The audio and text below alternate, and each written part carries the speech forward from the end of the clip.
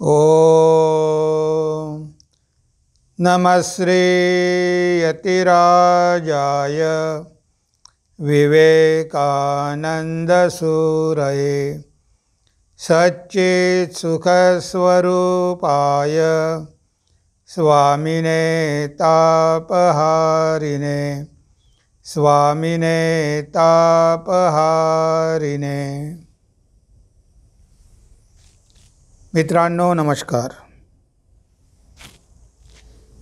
विवेकानंद विचारसागर या मालिकेमध्ये आपलं सगळ्यांचं स्वागत आहे। आज आपला विचार आहे सर्वश्रेष्ठ प्रतिमा कोणती। सर्वश्रेष्ठ प्रतिमा कोणती या विषयावर स्वामीजी काय म्हणतात ते बघूया।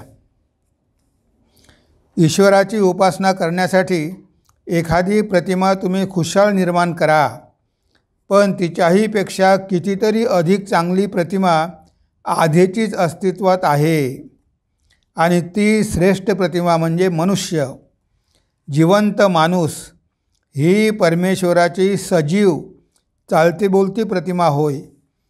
ईश्वराच्या पूजेसाठी एखादे मंदिर निर्माण करावयाचे असेल तर ते खुशाल करा, त्याला काही हरकत नाही, ते चांगलेच आहे। पण लक्षात असू द्या की त्यापेक्षा अधिक चांगले, त्यापेक्षा कितीतरी श्रेष्ठ मंदिर आधीचेच अस्तित्वात आहे, ते म्हणजे मानव शरीर। ते मंदिर म्हणजे मानव शरीर। तर बघा, इथे स्वामीजी आपल्याला सत्य सांगत आहे। सत्य एकच आहे, पण त्या सत्याची उपासना वेगवेगळ्या प्रकारे आपल्याला करता येणं शक्य आहे। कारण ह्या जगामध्ये अनेक प्रकारची मानसिकता आहे, त्यामुळे अनेक प्रकारच्या मानसिकतेसाठी वेगवेगळे उपाय पण पाहिजे, वेगवेगळ्या साधना पण पाहिजे। एकाच मार्गाने सगळे जाऊ शकत नाही। जितक्या व्यक्ती तितक्या प्रकृती।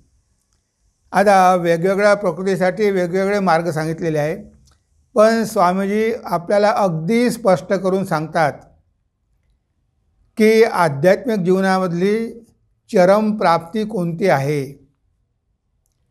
म्हणजे आपल्याला हात धरून हळूहळू ते घेऊन जातात, एक एक पायरी ते घेऊन जातात, पण ते आपल्याला सत्य सांगायला कधीही विसरत नाही, ते सत्याशी कधी तडजोड करत नाही। म्हणजे आपल्या मनामध्ये तो विचार अवश्य पाहिजे की आपल्याला जायचं कुठे आहे। आपण सुरुवात कुठूनही करू शकतो, पण शेवटी आपलं गंतव्यस्थान कोणतं आहे, आपल्याला कुठे पोचायचं आहे ते आपल्याला माहिती पाहिजे। आणि म्हणून स्वामीजी सगळ्या बाबी अगदी स्पष्ट करून सांगतात। काय म्हणतात स्वामीजी की ईश्वराची उपासना करण्यासाठी एखादी प्रतिमा तुम्ही खुशाल निर्माण करा। आता बऱ्याच लोकांना भगवंताच्या मूर्तीची आवश्यकता असते, कारण ती प्रथम पायरी आहे, प्रथमा प्रतिमा पूजा। तेव्हा बहुसंख्य लोक आध्यात्मिक जीवनामध्ये जेव्हा प्रवेश करतात तेव्हा त्यांना काहीतरी आधार पाहिजे असतो, आणि तो आधार देण्याचं कार्य हिंदू धर्म करतो, जे मूर्तीची पूजा। तुम्ही प्रथम त्या मूर्तीमध्ये भगवंताला बघायला शिका। तुम्ही जर एका ठिकाणी भगवंताला बघायला शिकलात तर हळूहळू तुम्हाला तोच भगवंत सगळीकडे दिसेल, पण पहिले तुम्हाला तुमचं मन फोकस करायचं आहे, तुमचं मन एकाग्र करायचं आहे, तुमच्यामध्ये भगवंताविषयी प्रेम निर्माण करायचं आहे।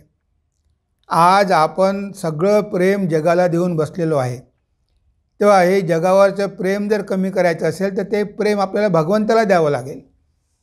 म्हणून भगवंताशी नातं जोडा। भगवंताशी नातं जोडलं, भगवंतावर भक्ती केली, भगवंताच्या प्रतिमेची पूजा केली तर ह्या जगावरची आसक्ती आपोआप कमी होईल। ती झाली पहिली पायरी। कारण तत्त्वज्ञान समजणारी लोक फार कमी असतात, त्यांना आपण तत्त्वज्ञानाच्या गोष्टी सांगितल्या तर काहीही त्यांच्या डोक्यामध्ये शिरणार नाही। म्हणून हिंदू धर्माचं वैशिष्ट्य काय आहे की तो हळूहळू आपल्याला पुढे पुढे पुढे पुढे घेऊन जातो। बघा, विठ्ठलाचे भक्त विठ्ठलाची पूजा करून, मूर्तीची पूजा करून, मूर्तीवर ध्यान करून किती पुढे गेले. तुका झाला विठ्ठल, तुका झाला आकाशा एवढा. म्हणजे शेवटी त्यांना ती अनुभूती आली, अद्वैताची अनुभूती आली, पण सुरुवात केली मूर्तीपासून. म्हणून स्वामीजी म्हणतात की तुम्हाला जर आवश्यकता भासत असेल तर तुम्ही अवश्य मूर्तीची पूजा करा. तुम्ही मूर्ती निर्माण करा, मूर्तीची पूजा करा. पण हे नेहमी लक्षात ठेवा की भगवंत तेवढ्यापुरताच मर्यादित नाही. तुम्ही भगवंताला फक्त मूर्तीमध्येच बघत राहिला, आयुष्यभर तुम्ही भगवंताचं अस्तित्व फक्त मूर्तीमध्येच बघितलं, म्हणजे तुमची प्रगती झाली नाही. स्वामीजी म्हणतात की मंदिरामध्ये जन्म घेणं चांगलं. It is better to be born in temple but not to die there.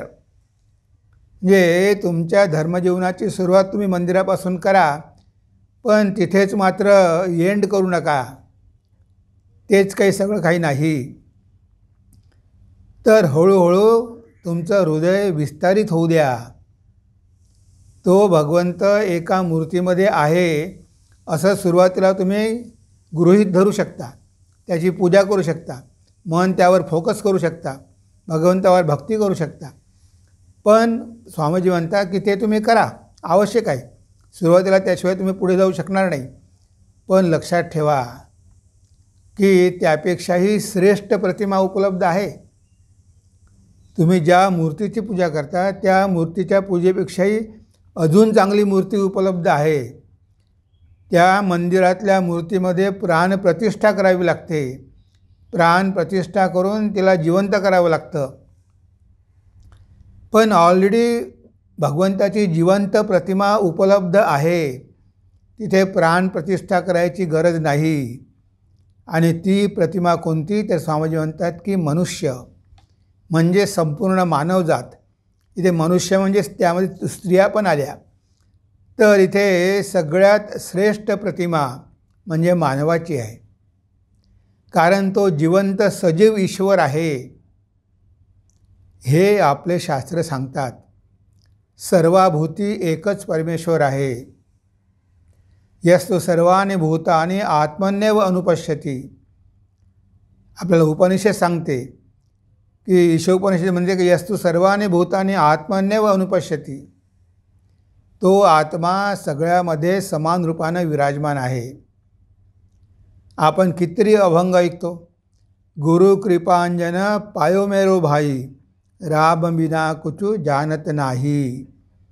Eknath महाराजांचा अभंग आहे.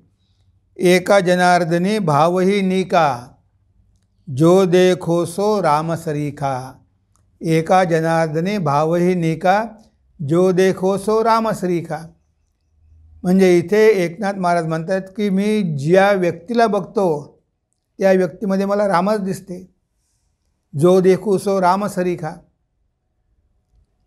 जो राम दशरथ का बेटा वही राम घटघट में लेटा. म्हणजे हे आहे अद्वैत तत्व.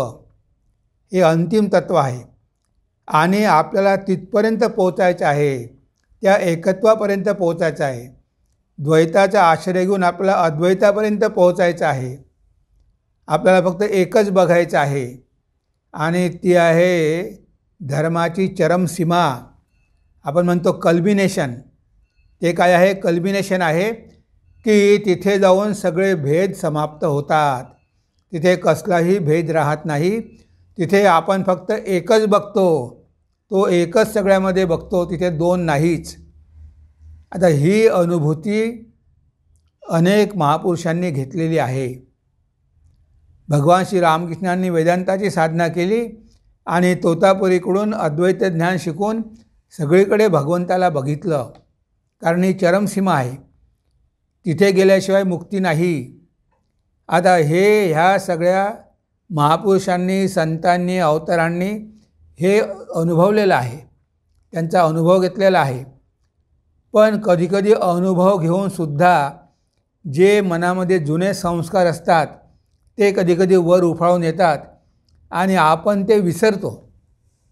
म्हणजे ज्या लोकांना ही अनुभूती आलेली आहे की सगळ्यामध्ये परमेश्वर आहे, तरी कधीकधी त्यांना पण विसर पडतो.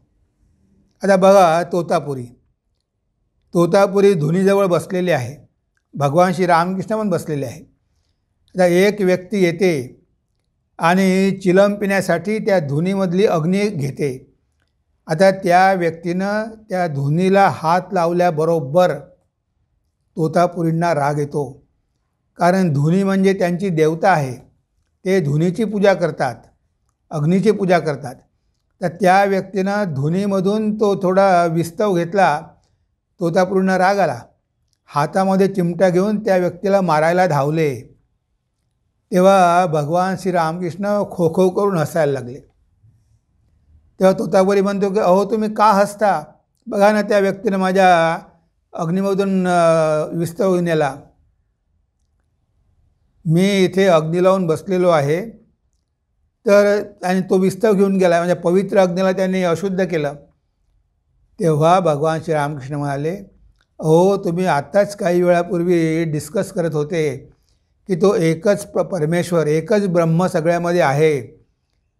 मग जी व्यक्ती विस्तव घेऊन जात होते त्या व्यक्तीमध्ये ब्रह्म नाही का? तुम्ही हे कसं विसरला आणि त्या व्यक्तीला मारायला धावला, तुम्हाला राग आला त्या व्यक्तीवर. तेव्हा तोतापुरींना होश आले, अरे खरोखरच आपण तर अनुभूती घेतलेली आहे, आपल्याला माहिती आहे, आणि तरी आपण त्या व्यक्तीवर कसं काय रागावलो.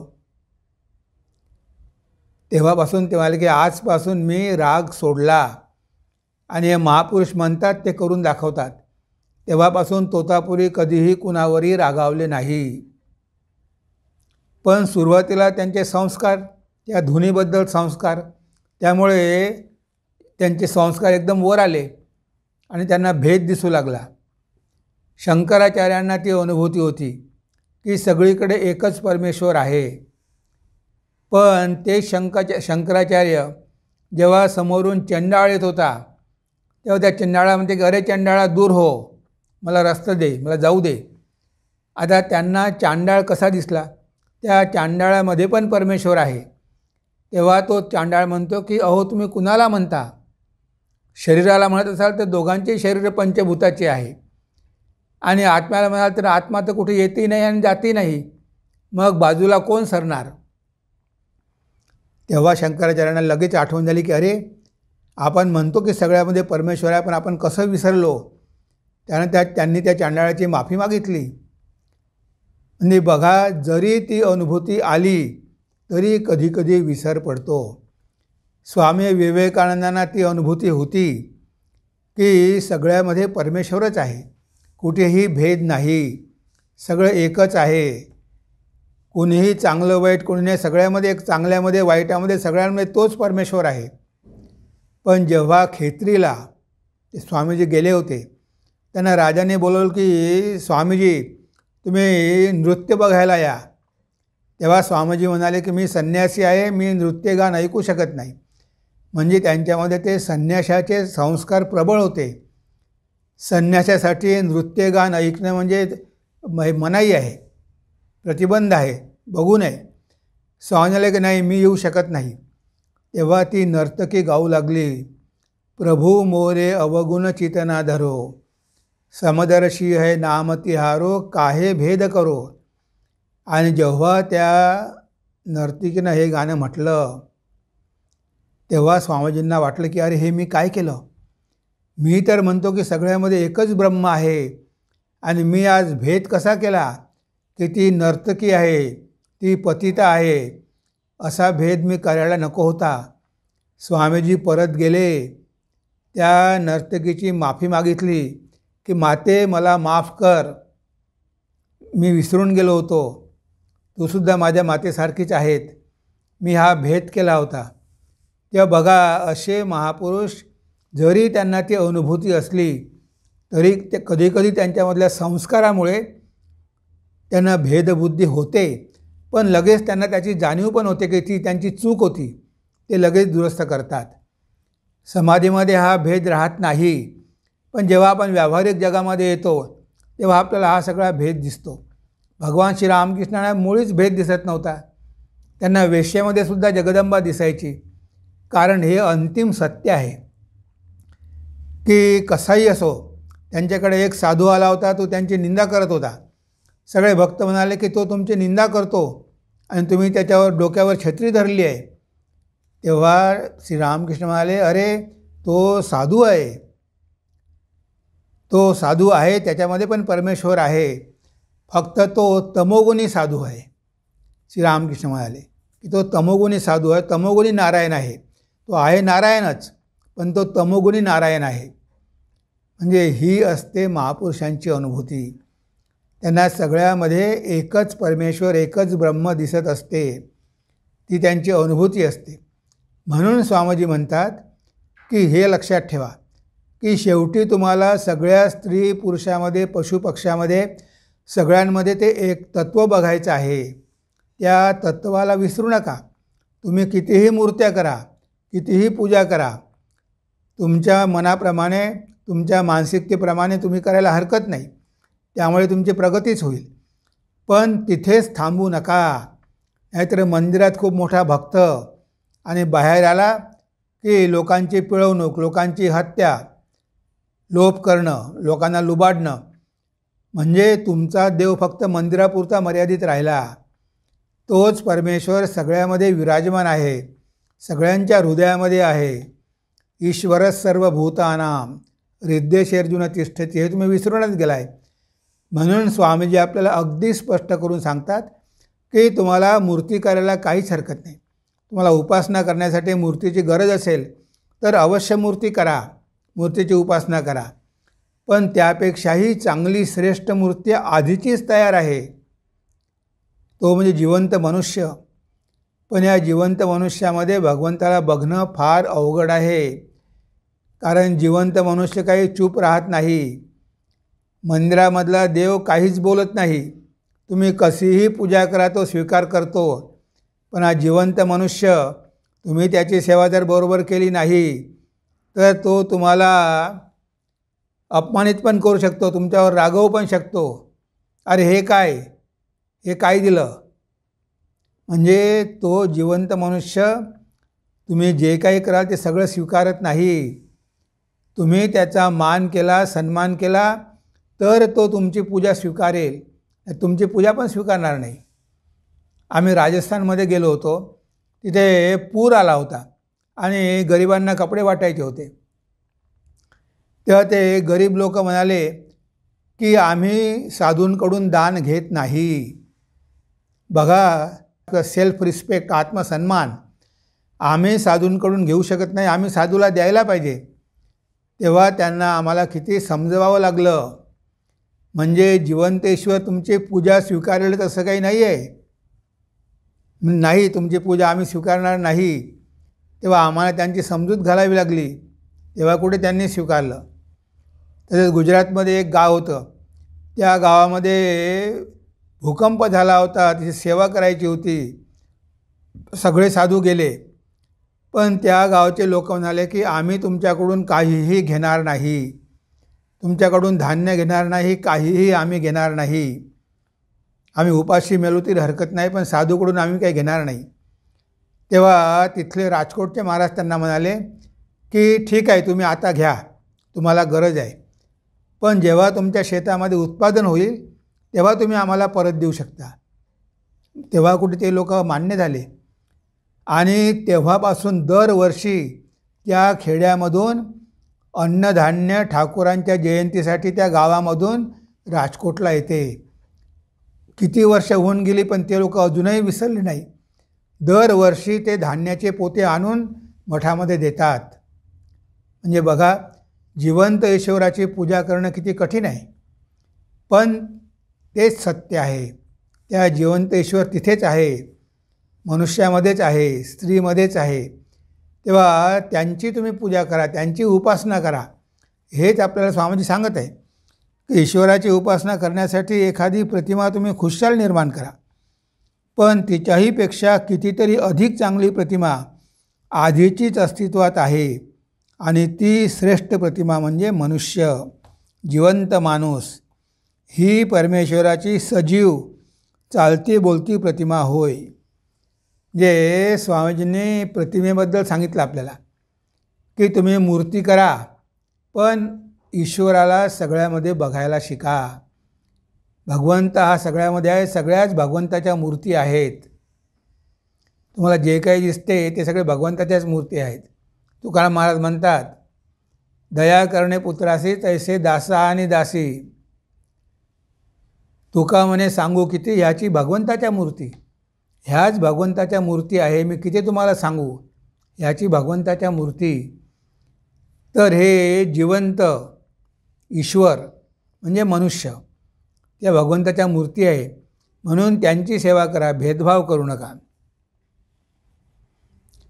ईश्वराच्या पूजेसाठी एखादे मंदिर निर्माण करावयाचे असेल तर ते खुशाल करा, त्याला काही हरकत नाही, ते चांगलेच आहे. पण लक्षात असू द्या की त्यापेक्षा अधिक चांगले, त्यापेक्षा कितीतरी श्रेष्ठ मंदिर आधीचेच अस्तित्वात आहे, आणि ते मंदिर म्हणजे मानव शरीर. तुम्हाला भगवंताची उपासना करण्यासाठी मंदिर पाहिजे असेल तर खुशाल करा. इथे स्वामीजी विरोध करत नाही की तुम्ही मंदिरं बांधू नका किंवा मूर्तीची पूजा करू नका. त्यांना माहिती आहे की ती आवश्यकता आहे, तर तुम्ही भगवंताचं मंदिर अवश्य बांधा, ते चांगलंच आहे. पण त्यापेक्षाही उत्तम मंदिर ऑलरेडी उपलब्ध आहे. हा मानव देह हेच तर भगवंताचं मंदिर आहे. यापेक्षा सुंदर मंदिर तुम्हाला कुठे मिळेल? किती सुंदर मंदिर आहे, आणि ह्या मंदिरामध्ये तो चैतन्य स्वरूप परमेश्वर विराजमान आहे. ज्योतिर्मय आपला आत्मा आपल्या हृदयामध्ये विराजमान आहे. आता हे भगवंताचं मंदिर आहे. देहो देवालय ही जाणीव आपल्याला मुळीच नसते. आपण कधीही असं समजत नाही की हे भगवंताचं मंदिर आहे. आता साक्षात भगवंत जगन्नाथ ते या शरीरामध्ये विराजमान आहे, हे त्यांचं घर आहे, हे त्यांचं मंदिर आहे. मग ह्या मंदिराची आपण कशी काळजी घेतली पाहिजे? जर लोकांना ही जाणीव असती की आपल्यामध्ये परमेश्वर आहे, तर लोकांनी एवढी वाईट व्यसनं केलीच नसती. भगवंताचं मंदिर काय आपण खराब करायचं? तर दारू पिणं, ड्रग घेणं, बाकीची व्यसनं करणं, व्यभिचार करणं, आता हे सगळं जेव्हा आपण करतो तेव्हा त्या आपल्या आतल्या भगवंताला किती त्रास होत असेल. अरे हा काय करतो, एवढं पाप करतो, जरी मी आतमध्ये आहे, मी पवित्र स्वरूप आहे, पण या शरीर मनाद्वारे हा एवढं पाप करतो आणि माझ्यावरचं बोजा वाढवतो. कारण तुम्ही या शरीर मनाद्वारे जेवढ्या वाईट गोष्टी कराल तेवढे त्या आत्म्याची बंधनं दृढ होतील. तो आत्मा तर मुक्त होऊ इच्छितो, पण त्याला मुक्त करणं तर सोडून द्या, पण तुम्ही त्याला अजून बंधनात टाकता. म्हणजे भगवंताच्या मंदिराची तर काळजी घेतच नाही, त्या मंदिराद्वारे चांगलं कामही करत नाही, त्या मंदिराद्वारे वाईट कामच करतात, आणि अशा प्रकारे भगवंताचाच तुम्ही अपमान करता, त्याचीच घृणा करता. तो तुमच्या हृदयामध्ये विराजमान आहे, तो नित्य शुद्ध पवित्र आहे, तो अमर आहे, नित्य राहणार आहे, आणि त्यांनी हे मंदिर बनवून तुम्हाला दिलेलं आहे. तुम्ही नाही बनवलं. मेल्यानंतर काय होतं हे तुम्हाला कुठे माहिती आहे? त्यानं तुमच्या संस्काराप्रमाणे आईच्या गर्भामध्ये 9 महिन्यामध्ये हे मंदिर बनवलं, आणि त्यामध्ये तो जाऊन बसला, आणि हे मंदिर तुमच्या स्वाधीन केलं, आणि तुम्हाला काय वाटतं की हे तुमचंच मंदिर आहे. हीच तर आपली भूल आहे. हे आपलं मंदिर नाही, भगवंताने आपल्याला बनवून दिलेलं आहे, तो चालवतो आहे. आपण शरीराचं मालक नाही. शरीराचं मालक जर आपण असतो तर आपला शरीरावर पूर्ण ताबा असता, पूर्ण कंट्रोल असता, पूर्ण नियंत्रण असतं. पण आहे का? आपलं हृदय चालतं ते कसं चालतं? तुम्ही बंद करून दाखवा. जर तुमचं शरीर आहे तर मग तुम्हाला हृदय बंद करता आलं पाहिजे. तुमची मोटरबाईक आहे, तुम्ही सुरू करता आणि बंद करता. तर तुमचं जर शरीर आहे तर मग हृदय बंद करून दाखवा ना. 10 मिनटं तर हृदय बंद करून दाखवा, 10 मिनटं श्वासोश्वास बंद करून दाखवा. कुठे तुमचा कंट्रोल आहे? तुम्ही जेवण करता, ते अन्न कसं डायजेस्ट होतं, त्याचं रक्त कसं होतं, हाडं कसे होतात, मांस कसे होतं, हे तुम्हाला कसं माहिती आहे? तुमचं रक्ताभिसरण सुरू आहे. म्हणजे ह्या सगळ्या क्रिया तुमच्या शरीरामध्ये सुरू आहे, त्या कोण करतो? तुम्ही तर करत नाही. मग जर तुम्ही करत नसाल तर कोणीतरी करत असेल ना. तुमचं हृदय कोणीतरी चालवत असेल, तुमचा श्वासोश्वास कोणीतरी चालवत असेल, तुम्ही जेवण केलेलं अन्न कोणीतरी डायजेस्ट करत असेल, म्हणजे कोणीतरी ह्या शरीरामध्ये आहे आणि तोच भगवंत आहे, तेच चैतन्य आहे, त्याचं हे शरीर आहे. म्हणून आपण ह्या शरीराची कशी काळजी घेतली पाहिजे. जर आपल्याला कळलं की हे शरीर भगवंताचं मंदिर आहे, तर ह्या शरीराद्वारे आपण कधीच कोणतीही वाईट गोष्ट करूच शकत नाही. कारण तसं करणं म्हणजे या मंदिरालाच नष्ट करणं आहे. आपण कसं काय भगवंताच्या मंदिराला नष्ट करणार. म्हणून आपल्याला हे मंदिर चांगलं ठेवावं लागेल, कारण ते भगवंताचं मंदिर आहे. आणि म्हणून स्वामीजी म्हणतात की तुम्हाला भगवंताची उपासना करण्यासाठी मंदिर पाहिजे असेल तर अवश्य बांधा, ते चांगलंच आहे. सुरुवातीला तिथे भगवंताची सेवा करा, पण तो भगवंत ह्या शरीररूपी मंदिरामध्ये आहे. तेव्हा त्या भगवंताला या मनुष्य शरीरामध्ये बघा, या मनुष्याच्या देहामध्ये बघा, ह्या मनुष्याच्या मंदिरामध्ये बघा आणि तिथे त्याची उपासना करा, तिथे त्याची पूजा करा. त्याला काय पाहिजे ते द्या. त्याला औषध पाहिजे, त्याला अन्न पाहिजे, त्याला कपडे पाहिजे, त्याला शिक्षण पाहिजे, त्याच्या प्रगतीसाठी जे काही पाहिजे असेल ते तुम्ही त्याला द्या, कारण तो भगवंत आहे. दरिद्र नारायण आहे, तो जनता जनार्दन आहे. तेव्हा तुम्हाला जे काही सहाय्य करायचं असेल ते ह्या मंदिरामध्ये करा. ह्या मंदिरामधल्या बसलेल्या जिवंत ईश्वराला सहाय्य करा. म्हणून तर स्वामीजींनी रामकृष्ण मठ सुरू केला आणि सांगितलं की सगळ्या जीवांची सेवा करा, कारण जीव म्हणजे शिव आहे, भगवंत आहे, साक्षात भगवंताचं रूप आहे. ही सगळी वेगवेगळी भगवंताची रूपं आहे. तुम्हाला दिसत नाही हे तुमचं अज्ञान आहे, पण जेव्हा तुम्हाला अद्वैताची अनुभूती होईल तेव्हा तुम्हाला दिसेल की तुमच्यामध्ये तर आहेच, अंदर राम बाहेर राम, जो जहाँ देखो सो राम ही राम. तर तुम्हाला सगळीकडे एकच परमेश्वर दिसेल, तिथे दोन दिसणार नाही. जेव्हा तुम्हाला एकत्वाची अनुभूती होईल आणि ते परम सत्य आहे, ते चरम सत्य आहे, हे कधीही विसरू नका. हे लक्षात ठेवूनच मग तुम्ही उपासना करा, मग तुम्ही पूजा करा. मग तुम्ही मनुष्याची, दारुड्याची, गरिबाची सेवा करत नाही. तुमचा भाव पूर्णपणे बदलेल, तुमचा अहंकार पूर्णपणे निघून जाईल, तुमच्यामधले स्वार्थबुद्धी निघून जाईल आणि तुम्ही नतमस्तक होऊन त्या भगवंताची सेवा कराल, त्याची पूजा कराल, त्याची उपासना कराल आणि त्यामुळे तुमचंच कल्याण होणार आहे. तुमचं हृदय विस्तारित होईल. तुम्ही सगळीकडे भगवंताला बघाल आणि सगळीकडे भगवंताला बघण्याचा अभ्यास झाला म्हणजे एक दिवस ते सत्य तुमच्या अनुभवाला येईल. जी आपण कल्पना करत होतो ते सत्य आहे ही अनुभूती तुम्हाला येईल. ती अनुभूती आल्यानंतर मग तुम्ही कधीही भेद करू शकणार नाही. मग तुम्ही कुणालाही तुमच्यापासून परक समजणार नाही. तुम्हाला वाटेल की मीच सगळ्यामध्ये आहे, इतरांची सेवा करतो म्हणजे मी माझीच सेवा करतो. त्या आत्म्याशिवाय तुम्हाला काहीही दिसणार नाही. म्हणून बघा स्वामीजींनी किती अगदी स्पष्ट सांगितलं आहे की मूर्ती आणि मंदिरं तुम्ही अवश्य करा, पण ही भगवंताची मूर्ती आणि भगवंताचं मंदिर हे सर्वात श्रेष्ठ आहे. इथे भगवंताची उपासना करा, त्यामुळे तुम्हाला जास्त पुण्य मिळेल. तुमच्या हातून कोणताही गुन्हा होणार नाही, तुम्ही कुणालाही त्रास देणार नाही, कुणाला तुम्ही त्रास दिला नाही तर पापही होणार नाही आणि तुमची प्रगती होईल. तुमच्या हातून सत्कर्म घडेल, पुण्यकर्म घडेल आणि त्यामुळे तुमचाच उद्धार होणार आहे, त्यामुळे तुमचीच मुक्ती होणार आहे. हे स्वामीजी आपल्याला ह्या संदेशाद्वारे सांगत आहे. ईश्वराची उपासना करण्यासाठी एखादी प्रतिमा तुम्ही खुशाल निर्माण करा, पण तिच्याहीपेक्षा कितीतरी अधिक चांगली प्रतिमा आधीचीच अस्तित्वात आहे आणि ती श्रेष्ठ प्रतिमा म्हणजे मनुष्य, जिवंत माणूस. ही परमेश्वराची सजीव चालते बोलती प्रतिमा होय. ईश्वराच्या पूजेसाठी एखादे मंदिर निर्माण करावयाचे असेल तर ते खुशाल करा, त्याला काही हरकत नाही, ते चांगलेच आहे. पण लक्षात असू द्या की त्यापेक्षा अधिक चांगले, त्यापेक्षा कितीतरी श्रेष्ठ मंदिर आधीचेच अस्तित्वात आहे आणि ते मंदिर म्हणजे मानव शरीर. तर बघा स्वामीजींनी आपल्याला सत्य सांगितलेलं आहे. निम्न सत्यापासून उच्च सत्यापर्यंत आपल्याला मार्ग त्याने दाखवलेला आहे.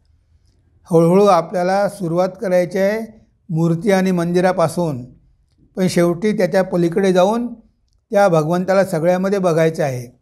ही सगळी भगवंताची मंदिर आहे आणि त्याची मूर्ती म्हणजेच जेवढे काही मनुष्य रूपं आहेत, स्त्री पुरुष सगळे, त्या सगळ्यांमध्ये त्याची मूर्ती आहे, तोच आहे. त्याच्या त्या वेगवेगळ्या मूर्ती आहे. हे स्वामीजींनी आपल्याला या संदेशाद्वारे चांगल्या प्रकारे समजून सांगितलेलं आहे. तेव्हा आज आपण आपल्या चिंतनाला इथेच विराम देऊया. नमस्कार, धन्यवाद. ओम सर्वे भवन्तु सुखिनः, सर्वे सन्तु निरामया, सर्वे भद्राणि पश्यन्तु, मा कश्चित् दुःखभाग् भवेत्, मा कश्चित् दुःखभाग् भवेत्. ओम शांति शांति शांति. हरि ओम तत्सत्. श्री रामकृष्णार्पणमस्तु.